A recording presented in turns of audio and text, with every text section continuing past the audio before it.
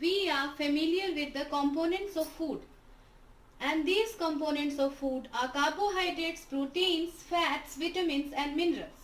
There is a specific word called nutrients which is used for the components of food required by our body. So, nutrients are those components of food which are needed for our body. For example, the carbohydrates, the proteins, the fats, the vitamins and the minerals. Now, we may come to the topic of need of nutrients. Why do we need to take food? Why do we need to take nutrients in the food? So, the first obvious need of food is to get energy. So, the importance of nutrients for getting energy can be seen at two levels. First, at our own level, for example, we need energy for doing different activities, like if I am standing here, I need energy. To write on the board or to read a book or to walk or to cycle, you need energy. Energy is also needed while sleeping because at that time also your body is undergoing certain activities. The another level at which energy is needed at the level of a cell. So let me tell you what are these cells. These cells are the building blocks of all organisms. For example, if you see a plant cell, it is made up of certain components, and if you see an animal cell, it is also made up of certain components. In the case of unicellular organisms, the body is made up of a single cell, and in the case of multicellular organisms, the body is made up of many cells. So, let's see the structure of an animal and a plant cell. Both the animal and a plant cell is surrounded by a cell membrane. Inside the cell membrane, both the plant cell and the animal cell contain a jelly-like substance called cytoplasm, inside which there are many organelles about which you will learn later. The most important part of the cell, called nucleus, is present in both the plants and animal cells.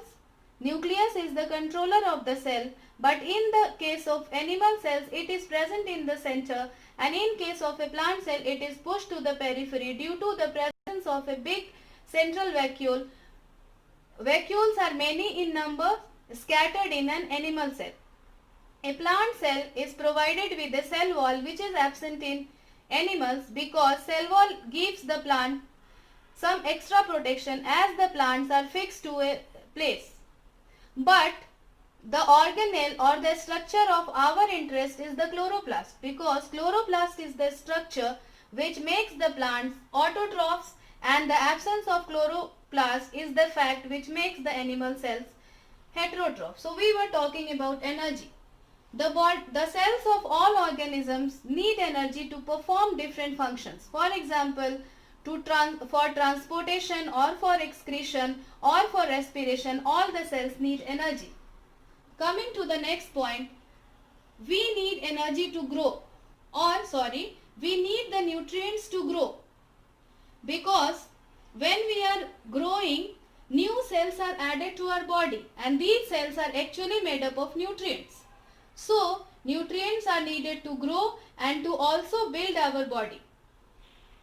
And our bodies undergo some damage. So, to repair those damaged parts of the body or to repair the damaged cells of the body, nutrients are needed. So, nutrients are needed to get energy, to grow, to build the body and to repair damaged parts of the body.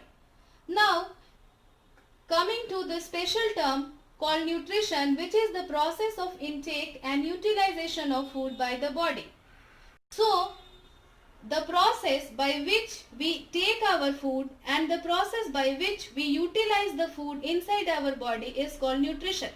Nutrition is one of the life processes which differentiates between a living and a non-living organisms. Nutrition is basically divided into two broad categories. These categories are autotrophic nutrition and heterotrophic nutrition. Auto means self and trophos means nutrition.